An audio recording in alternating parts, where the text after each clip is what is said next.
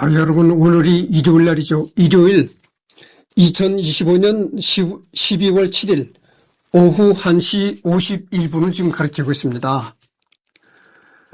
내가 남의 집 원룸에서 살잖아요.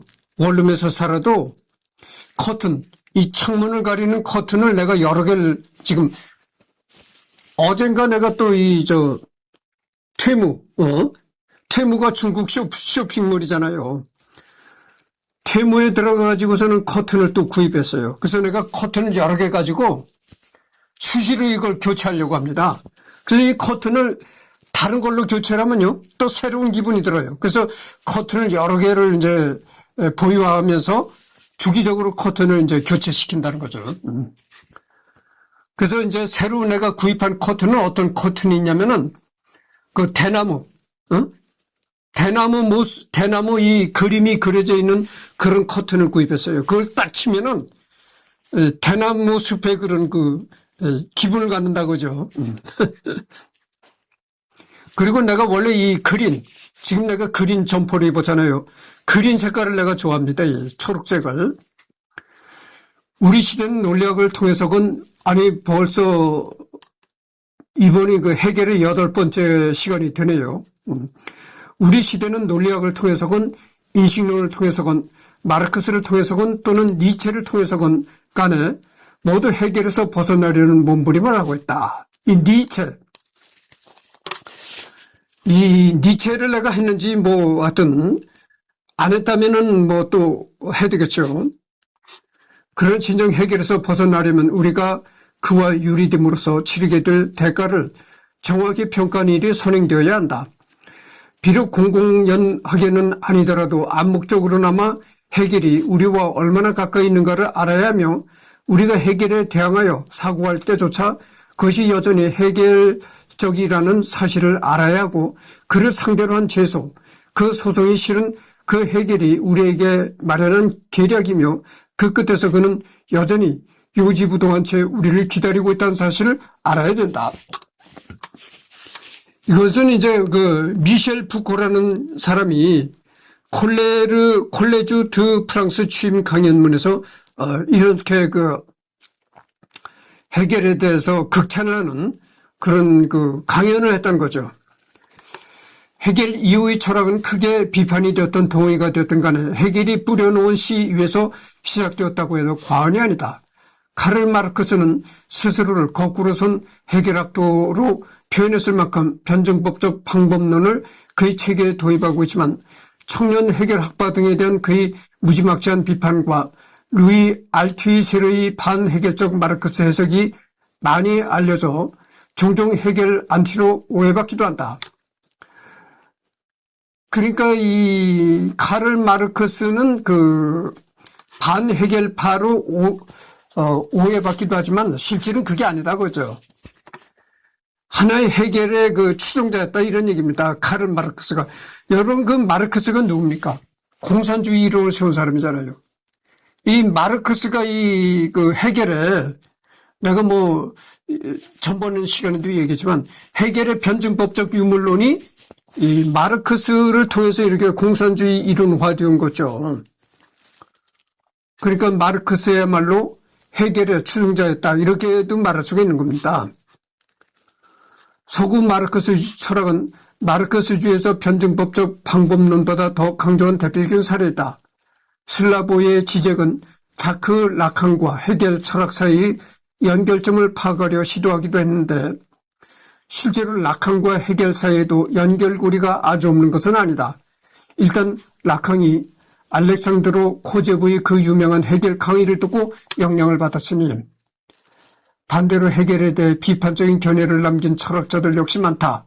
가령 아르투어 쇼펜하우어는 해겔의 전집을 읽는 것보다 데이비드 휴무의 저서 한 페이지를 읽는 것이 더 가치 있다는 말로 해겔에 대해 악평을 날렸다. 쇼펜하우어. 이 사람도 내가 언젠가는 하리라고 여러분들한테 약속을 드립니다. 이 쇼펜하우어도 너무나 유명한 사람이죠. 반드시 언젠가는 내가 이 쇼펜하우어에 대해서 할 것입니다. 그 외에도 해겔을 비판한 대표적인 철학자들을 꼽자면 세렌 키르케고르, 이 키르케고르, 이 사람도 또 이제 언젠가는 반드시 해야 되겠죠. 빌레름 딜타이, 테오도 아도르노, 칼 포퍼, 질 델레즈 등이 있다. 그래서 내가 전번 시간에도 내가 얘기했지만 내가 죽을 때까지 이 외국 사람 해도요 다 못합니다. 그 뭐 한국 사람을 다루지 않아도 외국 사람만 다뤄도 내가 죽을 때까지 해도 다 못한다니까. 그래서 내가 여러분들한테 누누이 얘기를 했잖아요. 한국 사람을 내가 왜 안 하는가를 얘기를 한 거죠. 한국 사람을 하다 보니까 한국 사람들이 이 성씨에 대해서 그렇게 관심이 많더라고. 김씨를 하느냐, 조씨를 하느냐, 박씨를 하느냐, 거기에 대해서 그렇게 아주 신경을 곤두세우더라고. 그래서 내가 예를 들어서 내가 뭐 박아무개를 여기서 하잖아요. 하면은 저게 박씨 여자를 아내를 맞이하려고 저러는구나. 모든 거를 이 결혼과 결부시키는 거야. 내가 워낙 젊어 보이니까 이제 그런 거지. 실제로는 내가 그렇게 결혼할 나이가 아니단 말이죠. 그런데도 내가 워낙 이렇게 젊어 보이다 보니까 이승열이 하면 무조건 결혼과 결부를 시켜. 그래서 내가 여기 박아무개를 여기서 하면은 저게 박씨 여자하고 결혼해야 됐고 꼭 이래. 아니 진짜 그렇게 알더라고. 그래서 내가 한국 사람을 하지 말아야 되겠다고 생각한 거예요. 그래서 이제는 앞으로는 이 시간에도 또 한 번 얘기합니다만 앞으로는 절대 내가 한국 사람을 다루지 않습니다. 또한 20세기 중반 이후 영리 철학계의 주류였던 분석 철학도 해겔에 대해 비판적인 어조를 취한다. 그 이유는 첫째, 이 시기 분석 철학은 과거 철학자들의 작업을 진지하게 고찰하거나 철학사적 맥락하에서 논의를 전개하는 것에 소극적이었고, 둘째, 명료한 글쓰기와 철저한 논증을 중시하는 분석 철학이 가진 철학적 논증의 특성상 해겔의 철학적 논증 방식과 충돌을 일으켰기 때문이다. 따라서 영리 철학권, 즉 분석 철학의 조류 내에서 해겔 철학의 지위는 대륙의 그것만큼 강할 수 없었다. 그럼에도 불구하고 소위 분석 철학의 조류 내에서 때때로 그들이 공격하거나 비판하는 철학적 입장의 대표자로서 종종 등장하곤 했다. 다만 그렇다고 해서 초기 분석 철학이 해겔주의에 대한 비판으로 시작했다거나 하는 것은 아니다. 분석 철학의 출발점은 고틀로프 프레게가 현대 논리학을 개발하고 함수 개념을 언어 분석에 사용한 것인데 수학자였던 프레게의 작업이 임마누엘 칸트라면 몰라도 어떤 식으로든 해겔의 영향을 받았다고 보기 힘들다. 루드비 비투겐슈타인은 공학도 출신으로 말년에 가서야 플라톤의 저작들을 읽어봤을 정도로 기존의 철학적 전통에 철저히 무관심했다. 이 비투겐슈타인도 내가 언젠가는 할 것입니다. 논리 실증주의 형이상학 비판도 경험적 내용을 가지 않은 기존 형이상학 전반에 대한 광범위한 비판이었지 해겔을 딱 집어서 비판한 것은 아니었다. 하지만 해겔주의가 분석 철학에 미친 영향이 전무한 것은 아니다. 러셀과 무어가 영국의 해겔주의를 혹독하게 비판한 일도 있었고, 러셀, 무어, 화이트헤드 등이 뒤따랐던 다원주의적인 관점은 독일 관념론과 해겔 철학을 비판하면서 탄생했다. 또한 현대 분석 철학과 기호 논리학의 아버지로 불리는 찰스 샌더스 퍼스는 해겔의 변증법과 범논리주의를 높이 평가했고, 이를 전유하여 자신의 삼원 구도를 구축했다. 이후 20세기 중후반 월프리드 셀라스 이후로 분석 철학의 경험주의적 명제인 감각 소요가 비판받으면서 해겔 철학의 분석 철학계에서 다시 주목받기 시작하였다. 해겔 철학을 통해 분석 철학을 재구성 내지는 발전시키려고 하는 피츠버그 학파가 대표적이다. 이런 얘기고, 오늘날 분석 철학에서는 해겔을 분석적 방법으로 진지하게 연구하고 있는 사람도 나타나는데, 이런 경향은 과거의 다른 철학자들에 대해서도 나타나는 것으로 딱히 해겔에 대해서만 활발하게 이루어지고 있는 것은 아니다. 아니나 영리권 내에서 20세기 후반부터 현재에 이르기까지 가장 진지하고 활발하게 연구된 학자 중 한 명이 바로 해겔이다.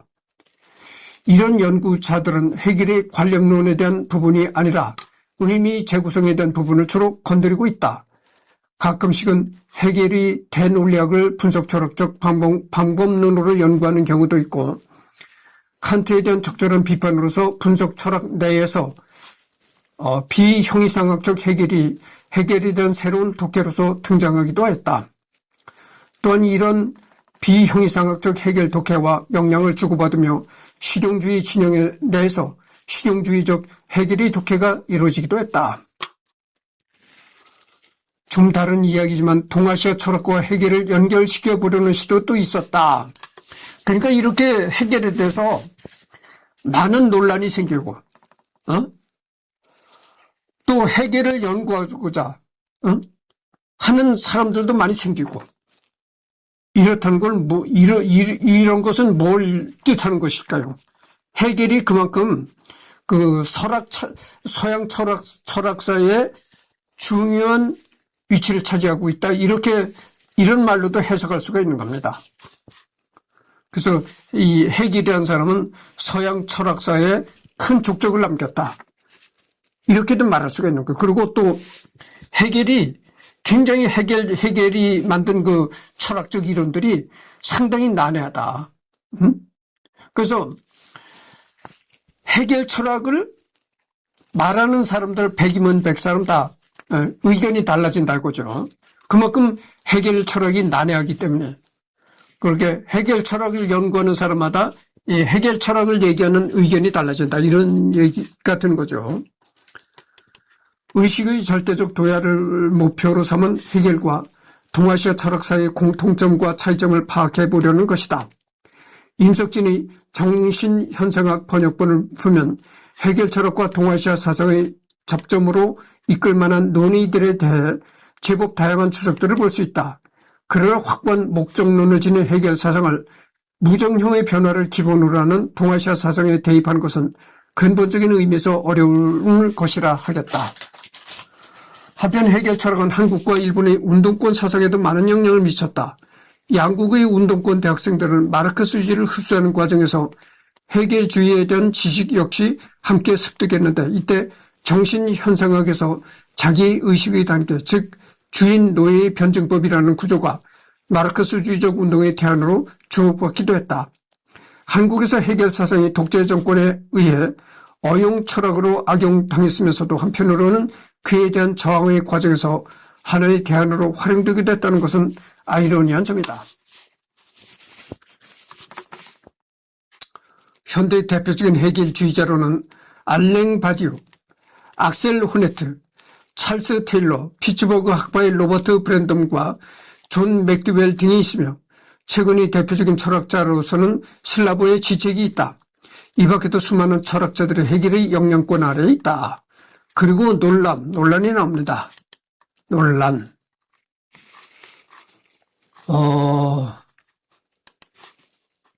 그래서 그 다음에 논란 다음에 해겔의 국가 개념은 파시즘인가? 예전에 내가 이걸 하면서 그 파시즘에 대해서 내가 좀 얘기했던 적이 있는데 이태리의 그 무솔리니가 이 파시즘을 들고 나왔다. 파시즘을 들고 나와서 통치를 했다. 이런 얘기를 한 적이 있습니다. 나폴레옹 프랑스 시기에 출간된 그의 초기저서 정신현상학이 부정적 사고를 전제로 하는 변증법 개념을 전면에 도입했다는 점에서 그는 일면 진보적 철학자로 여겨졌으나 말년에 베를린 대학교의 철학교수로 취임하면서 국가를 옹호한 법철학을 출간해 해겔이 프로이센 국가를 옹호하는 관제 철학자가 아닌가 하는 비판이 있었다. 이 논쟁은 그의 사후 해겔학파가 좌우파로 나뉘는 계기가 되며 이후 매우 중요한 쟁점이 된다. 또한 열린사회론으로 유명한 자유주의 철학자 칼 포퍼 역시도 해겔주의를 극렬히 비판하였다. 해겔은 플라톤과 함께 전체주의를 정초한 권위주의적인 학자의 대표라는 것이다. 부정변증법을 주장한 아도르노도 해겔 철학은 부정의 부정을 긍정으로 본다면서 모든 개인을 국가에 동을시켜서 그 나라를 파시즘에 빠지게 만든다고 비판했다. 참 이게 재미난 얘기가 나오는데 부정의 부정은 긍정이다. 부정의 부정은 긍정이다. 뭐 이렇게 본다는 거죠. 근데 여기서 이건 뭐 즉 이들 주장의 핵심은 그러니까 부정의 부정은 긍정으로 본다고 했으니까 그러면 긍정의 긍정은 뭐라고 보겠어요? 긍정의 긍정은 부정이다. 부정으로 볼 수가 있다. 이런 얘기와 또 같은 얘기가 되겠다 이 말이죠.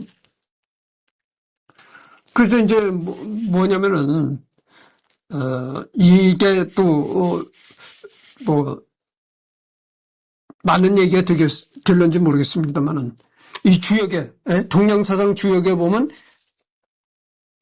양이 극에 따르면 음으로 변한다고 했거든요. 그러니까 양의 양은 음이다. 음의 음은 또 양이다. 이렇게 하여튼 즉 이들 주장의 핵심은 해겔의 사상이 전체성을 목적으로 하고 있고 절대주의 추구 과정에서 그 도중의 비합리적인 정치적 행동들이 반증이라는 명목 아래 합리화될 수 있다는 것이다. 하지만 이런 주장들은 후대 철학자들의 오독과 정치적 목적에서 비롯된 철진한 비난일 뿐이다. 이제 학계는 정치적 계명주의 이성 전통과 변증법의 비판적 부정적 정신을 기반으로 삼고 있는 해겔 철학이 파시즘이나 전체주의와는 거리가 멀다는 사실을 충분히 인식하고 있다. 해겔은 사회 형태가 가족, 시민사회, 국가로 발전한다고 보았는데 이때의 국가는 전체주의적 국가를 의미하는 것이 아니다. 해겔의 국가 개념은 가족과 시민사회를 지향한 형태로서 개별성과 공동체성이 통합되어 있다. 따라서 거기에서는 개인의 자유와 자율성이 보장된다. 해겔은 계몽주의, 이성주의적 전통을 기승하고 있기 때문에 시민혁명의 성과물인 개인의 권리와 자유를 인정하는 것이다. 이에 반해 전체주의 국가는 시민들의 기본적 권리와 자유를 억압한다.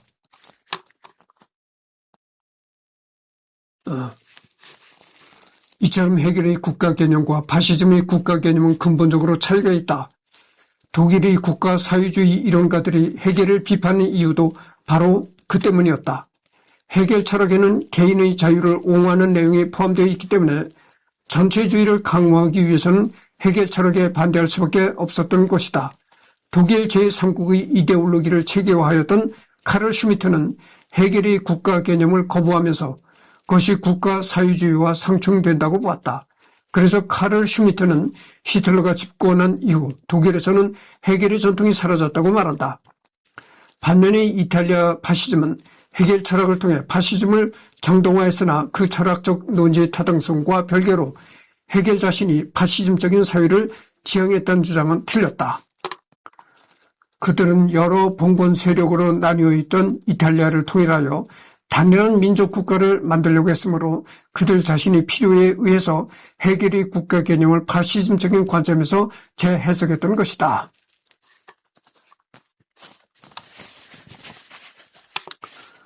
해겔은 전제 군주정이 보편적이었던 시대에 태어나 평생 의회 정치와 입헌주의 입각한 입헌 군주정을 지지했고 프랑스 혁명의 찬사를 보낸 자유로운 사상가였다.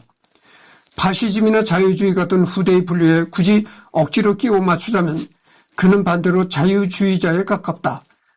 칼 포퍼나 버트런트 러셀 같은 영미권 학자들이 그를 전체주의적인 시조나 파시즘의 아버지로 해석한 것은 카를 마르크스가 해겔주의자였기 때문에 그 사상적 뿌리가 되는 해겔부터 깎아내리려는 정치적 목적에 따른 의도적인 표명과 비하의 목적이 다분했다.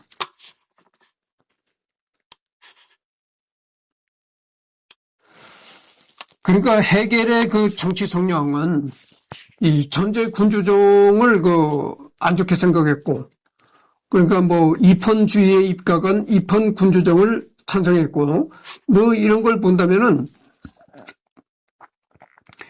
해겔은 그 왕정을 싫어했다는 거죠.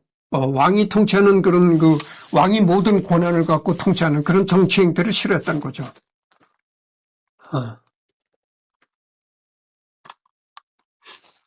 즉 국가사회주의 철학자 슈미트가 해겔 철학을 거부한 데서 분명히 드러났듯이 이성과 자유 그리고 비판과 부정을 강조하는 해겔 철학은 파시즘과 같은 전체주의와는 연관성이 없다. 오히려 해겔 철학은 사회적 통제를 위해 개인이 자유를 억압하면서 체제에 순응할 것을 강요하는 비합리적 파시즘과는 대립적 관계에 있다. 저서 해겔이 쓴 책에는 이제 이런 게 있다는 거죠. 정신현상학. 이것은 이제 1807년에 발간이 되었다. 그 다음에 이제 논리학, 대논리학. 이것은 이제 1812년부터 1816년, 1812년에서부터 1816년에 발간이 되었다. 철학적 학문들의 엔시클로페디, 그 다음에 법철학 강요, 종교철학 강의, 철학사 강의, 미학 강의, 역사 철학 강의 이런 게 뭐 있다는 얘기죠. 해겔의 3대 저서는 정신현상학, 논리의 학, 법철학 강요이다. 여기에 엔시클로페디까지 합쳐서 총 4권이 해겔이 정식으로 출간한 책들이다. 나머지 책들은 전부 강의를 필사한 것이다. 해겔이 유명할 때 강의가 필사되었고 심지어 시중에 해겔 강의 필사본이 돌아다닐 정도로 그 당시에도 수요가 높았기 때문에 필사된 내용은 대부분 정확하다고 볼 수 있다. 다만 강의본은 해겔이 직접 책으로 편집한 본이 아니기 때문에 정제되지 않은 날 것의 생각을 보이기도 한다. 그중 역사철학 강의는 해겔 책치고는 그나마 읽기 쉬워서 입문용으로 먼저 읽히는 것이다.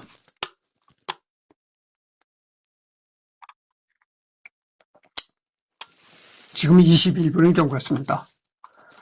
하지만 해겔이 정식으로 출간한 4권은 대체 무슨 뜻인지 모를 정도로 어려워서 그 해겔이 쓴 책들이 이렇게 다 난해하다는 거죠. 참 읽어봐도 그 진정한 그 뜻을 헤아리기 어렵다는 거죠. 이렇게 내용이 난해하다 보니까 해겔의 책을 읽는 사람마다 해겔의 이론을 접하는 사람마다 각양각색이 있다 이거죠.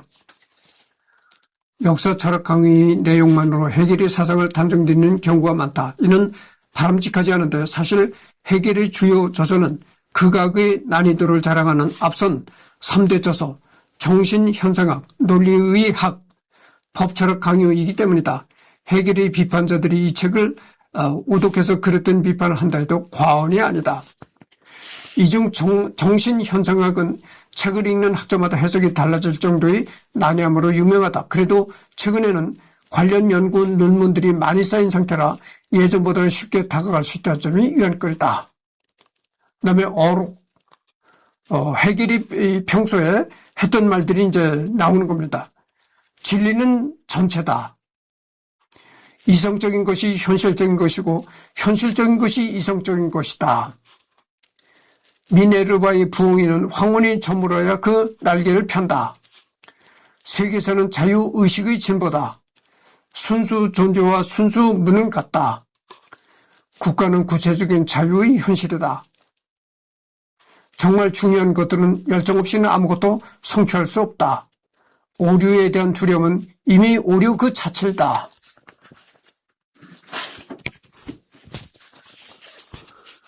호기심도 허영심도 효용성도 의무감도 양심도 아닌 결코 타협하지 않은 것으로 생겨나는 잊혀지지 않는 서툰 갈등이 우리를 진리로 이끈다. 관련 영상 이거는 교수 이런 사람들이 해겔에 대해서 강의하는 이런 동영상이 이제 나무 위키에 올라온 것이죠. 유튜브에 올라온 것을 또 이제 나무 위키에서 갖다가 한 거죠. 그 다음에 여담. 해겔은 학생 시절부터 셰익스피어의 전집을 필사하고 고대 그리스의 비극과 라틴어 고전을 옮겨 적는 습관이 있었다. 또한 괴테, 슐러, 레싱 등의 독일 문학가들의 작품에 푹 빠져 있었다.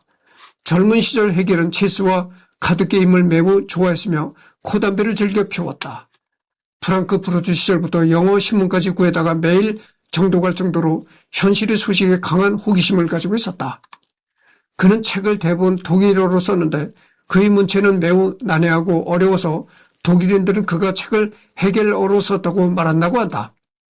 또한 그는 말솜씨가 좋지 않았는데 강의를 할 때 움츠러든 자세로 시선은 노트를 향하고 위아래로 훑으며 노트를 넘겨 끊임없이 무언가를 찾아서 읽었고 말 사이사이에 끊임없이 헛기침 소리를 냈다고 한다. 또한 강한 슈바벤 억양으로 강의를 했다가 한다. 슈바벤이라는 것은 현재의 바덴비르텐베르크를 말한다는 거죠.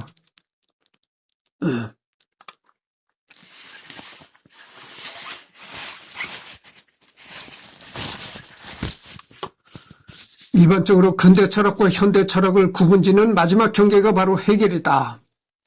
이 해겔을 경계선으로 해가지고 근대 철학과 현대 철학을 구분짓는다는 거죠. 근대 철학의 계보는 해겔이 이어받았으며 그와 동시기의 다른 학자들은 해겔 철학을 비판하면서 현대 철학에 영향을 미쳤기 때문이다. 그러니까 해겔을 이렇게 기준으로 근대 철학과 현대 철학을 이렇게 나눈다고 했으니까 얼마나 해겔이 그 철학사에 중요한 위치를 점하고 있는가를 알 수가 있는 거죠.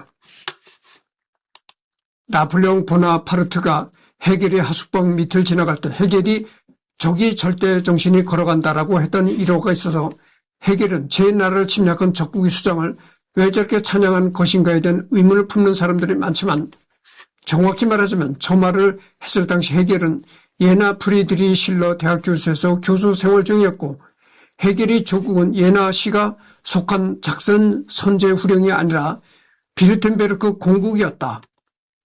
그리고 비르텐베르크 공국은 프랑스의 동맹국이었다. 작센 선제후령 역시 프로이센의 동맹국으로 예나 전투에 참전했지만 예나 전투에서 나폴레옹에게 탈탈 털린 후 프랑스의 속국이나 다름없던 라인 동맹에 가입하게 된다. 그래서 해겔은 프랑스를 지지하던 수많은 베르텐베르크 지식인들 중 한 명이었고 그런 의미에서 저런 말을 한 것.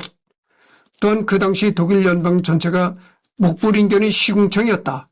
영주들은 일신의 활락을 위해 무거운 세금을 강요하고 지식인들을 체포하고 구금하기를 즐겼다.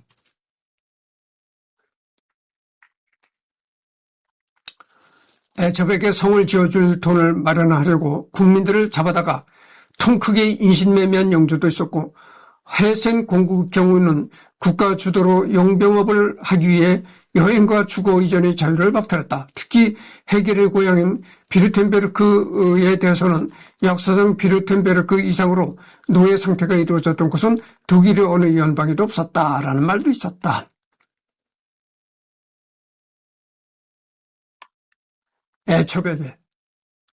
첩에게 성을 건축해서 성을 줄 정도였다는 거죠. 그만큼 이 당시에 사회 지도층들, 사회 지도층이라고 하면은 그 사회의 이름도 있고, 그 이름이 높으니까 우선 그 돈도 많이 벌 수 있는 그런 위치에 있는 거죠. 그리고 돈도 많고, 사회에 이름 있는 그런 유명인이다 보니까 여자야 있는 대로 귀찰 수 있는 거고. 그러니까 첩에게 막 성을 지어줄 정도였다. 그러니까 요즘 말로 하면 뭐라고 하냐면은 첩에게 아파트를 지어서 줄 정도였다는 거죠. 지금도 그렇잖아요. 지금도 내가 요즘에 유튜브에 들어가서 요즘에 전세 사기가 많이 있잖아요. 그 전세 사기에 대한 그런 전세 사기에 대처하는 법, 전세 사기를 안 당하려면 어떻게 해야 되느냐. 이런 동영상들이 유튜브에 많이 올라와 있어요. 그거를 내가 녹화를 해가지고, 그런 동영상을 녹화를 해가지고 내가 구글 서버에 내가 저장해 놨거든요. 그거를 보고 내가 수시로 이제 그 동영상을 보면서 내가 전세 사기를 안 당하려면 어떻게 해야 되느냐, 이걸 수시로 이제 동영상을 보면서 나도 공부를 하는 거죠. 근데 여러분들 말이죠. 아파트가 60채, 70채를 보유한 사람들이 있어요. 그러니까 앞으로는 그렇게 못합니다. 그렇게 많이 보유를 못합니다. 정부에서 지금 전세 사기가 급증해가지고 전세 사기를 당해가지고 막 자살하고 이런 사람들 있잖아요. 그러니까 그게 큰 사회 문제가 돼가지고 앞으로는 이 전세를 낀 집에 뭐 대출 이런 거를 적극적으로 은행에서 막습니다. 부동산 대출, 그 다음에 이 전세 사기 대출을 막기 위해서 전세 사기를 막기 위해서 갭 투자 집 이런 거를 철저하게 대출을 안 한다는 얘기죠. 그렇게 정부에서 이제 부동산 사기를 못 치게끔 자꾸 목을 조르기 때문에 앞으로는 절대 이 부동산을 가지고 사기를 치는 그런 건이 많이 줄어들으라고 생각합니다. 물론 사기를 100%다 없앨 수는 없겠죠. 그러나 확실히 이 전세 사기를 치는 사람들이 줄어들 것이라고 생각합니다. 그렇기 때문에 앞으로는 그렇게 한 사람이 많은 집을 보유할 수가 없어요. 근데 여태까지는 그렇지 않았거든요. 그래서 한 사람이 보통 아파트 60, 70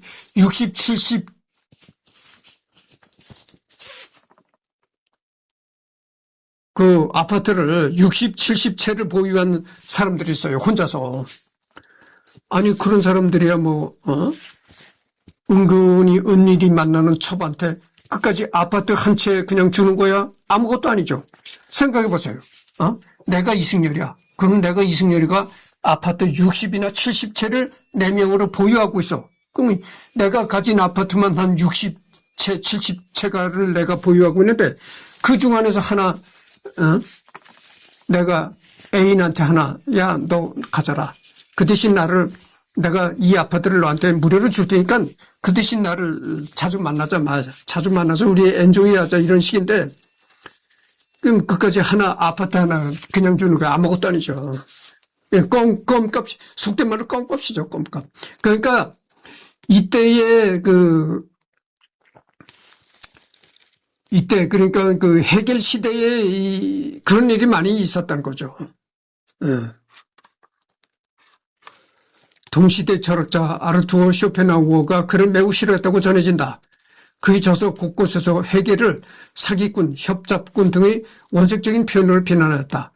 해겔 개인을 인간적으로 싫어했다기보다는 서양 철학 전체를 닦아는 그의 입장에서는 해겔이 당시 서양 철학의 적통이었기 때문에 주요 비판 대상이 된 것.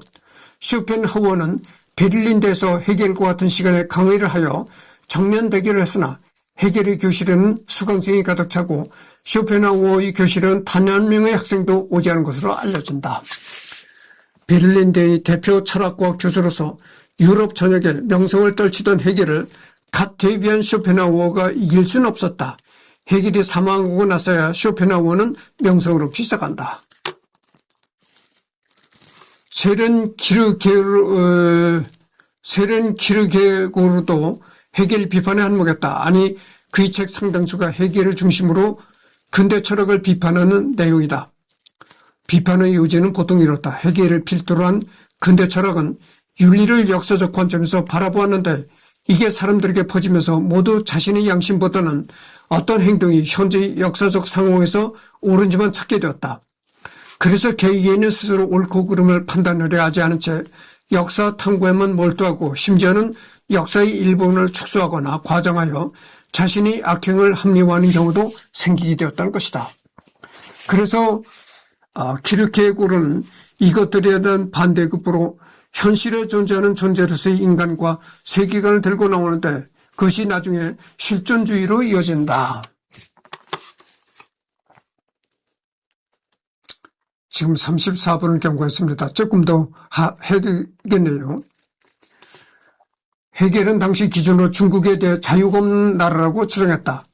서양은 계속해서 자유가 확대되는 쪽으로 진보해왔지만 중국은 아직까지도 황제 한 명이 다스리는 나라라는 주장이다. 이는 해겔이 자유의 확장이 역사를 발전시킨다고 보았기 때문이다.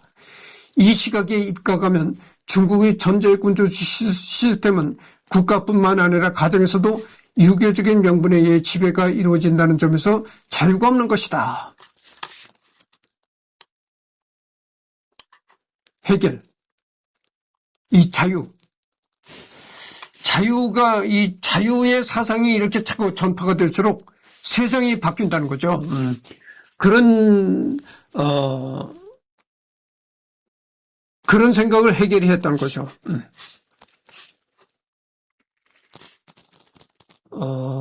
그래서 헤겔은 공자를 평가절하한다. 그러나 동아시아권에서는 헤겔이 사상을 받아들일 때부터 유교와 결합시켜서 이해해 왔었다. 이는 아이러니라고 할 수 있는데 유럽에서 도덕의 역할을 하고 있는 그리스도교 자리에 동아시아의 도덕이라고 할 수 있는 유교를 집어넣어서 이런 일이 벌어졌던 것. 틀렸다고는 할 수 없지만 그러려면 우선은 공동체를 말하기 이전에 자유로운 개인을 먼저 정의하고 넘어가야 하는데 유교 자체가 이미 공동체에 대한 도덕을 말하는 것이어서 유교만 가지고는 자유로운 개인을 먼저 정당화하기 어렵다는 것이 문제다. 그래서 근현대 자유를 위해 투쟁했던 자구의 민주주의 역사 과정을 끌고 들어와서 이를 유교와 변증법적으로 융합시키는 기괴한 장면이 학교에서 벌어지기도 한다. 그렇게 되면 굳이 유교를 공동체의 도덕으로 사용할 필요가 없는데도 말이다.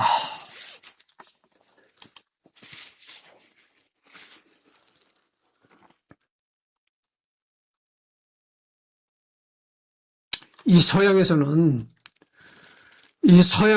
그 그리스도적인 그런 도덕관념, 그리스도교적인 윤리, 도덕관념 이런 것이 이제 서양을 이렇게 많이 지배하고 그러는데 동양에서는 어떤 사상이 지배했냐면은 그 동양에서는 불교, 그다음에 그 석가모니의 불교, 그다음에 그 공자의 유교 이런 것이 이제 동양의 윤리와 도덕을 지배했다고죠.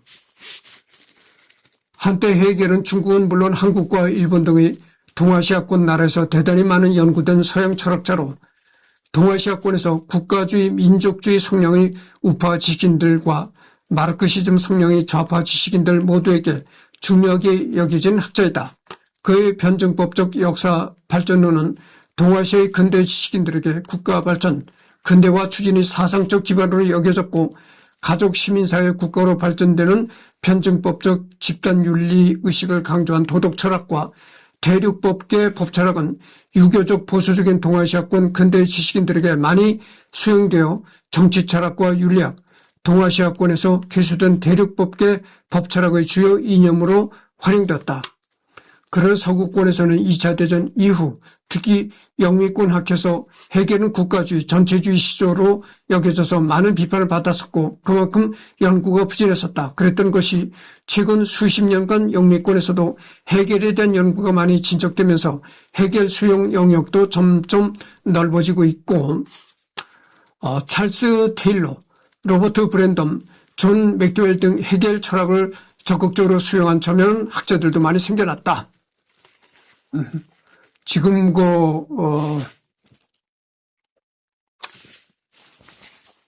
38분을 경과했네요.